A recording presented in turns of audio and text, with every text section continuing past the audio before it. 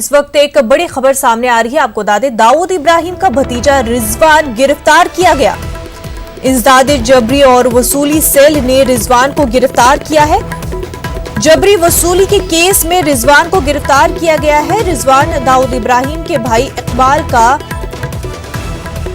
बेटा है। आपको बता दें, इकबाल कास्कर भी जबरी और वसूली के मामले में ही जेल में है। इस वक्त की काफी अहम खबर, दाऊद इब्राहिम का भतीजा रिजवान गिरफ्तार कर लिया गया है। इंसदाद जबरी और वसूली सेल ने रिजवान को गिरफ्तार कर लिया है। जबरी और वसूली के केस में रिजवान को गिरफ्तार कर लिया गया है। रिजवान दाऊद इब्राहिम के भाई इकबाल कास्कर का बेटा है। इकबाल कास्कर भी जबरी और वसूली के मामले में ही जेल में है।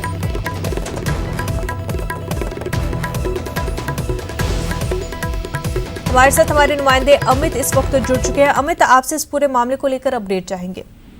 लेकिन निश्चित तौर पे एक बहुत बड़ी कामयाबी जो है मुंबई पुलिस को लगी है। मुंबई पुलिस के एंटी एक्सटॉर्शन सेल ने अंतर्राष्ट्रीय जो आतंकी दाऊद इब्राहिम के भाई इकबाल कास्कर के बेटे रिजवान को जो गिरफ्तार किया है और एक्सटॉर्शन के मामले में गिरफ्तारी हुई है। और इकबाल कास्कर जो है वो एंटी एक्सटॉर्शन के मामले में जो है पहले से ही जेल में जो है बंद है। एक्सटॉर्शन के मामले में मैं आपको बताऊं कि 2 दिन पहले जो है मंगलवार की शाम को जो है दाऊद इब्राहिम और छोटा शकील के जो करीबी हैं अफरोज वडारिया उर्फ अहमद रजा, इनको जो है गिरफ्तार किया गया था मुंबई एयरपोर्ट से।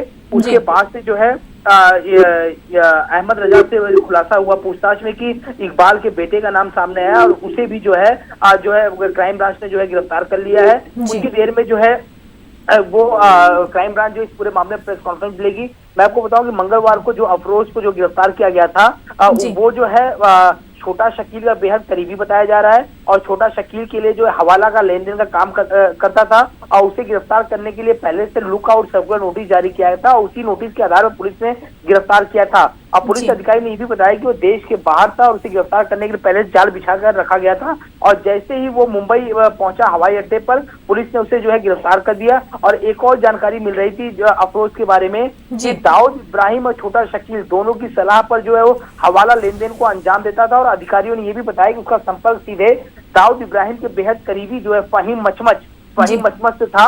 और मंगलवार की रात को जो है अफरोज की गिरफ्तारी हुई थी। उसके बाद जब क्राइम ब्रांच ने और एंटी एक्सटॉर्शन सेल ने जो है पूछताछ की तो उसके बाद जो है नाम सामने आया कि इकबाल कास्कर का बेटा रिजवान का नाम सामने आया कि इसने भी जो है एक्सटॉर्शन जो है मनी मांगी थी। बताया जा रहा है कि मुंबई सटा जो विरार इलाका है, कुछ 15 लाख की जो फिरौती जो है इसने मांगी थी, जो सूत्रों के हवाले से जानकारी निकल सामने आ रही है। मैं आपको बताऊं कि रिजवान के पिता इकबाल कास्कर पहले से ही थाने जेल में बंद है। एंटी एक्सटॉर्शन सेल में प्रदीप शर्मा की टीम ने जो है उन्हें अरेस्ट किया था और उसके बाद से वो बंद है। यानी कहीं न कहीं इकबाल कास्कर के बाद जो अफरोज की गिरफ्तारी हुई और अफरोज के बाद अभी जो रिजवान की गिरफ्तारी हुई, तो कहीं न कहीं मुंबई पुलिस के लिए जो है एक बहुत बड़ी जीत है। अब देखना ये होगा कि इससे पूछताछ के बाद डी गैंग के और कितने गुर्गे सामने आते हैं और कितने गुर्गों की गिरफ्तारी होती है। हमारी अभी कुछ ही देर पहले जो है ज्वाइंट कमिश्नर जो क्राइम ब्रांच चीफ है संतोष रस्तोगी, उनसे बातचीत का साफ तौर पे कहना है कुछ ही देर में क्राइम ब्रांच इस पूरे मामले को लेकर जो है प्रेस कॉन्फ्रेंस करेगी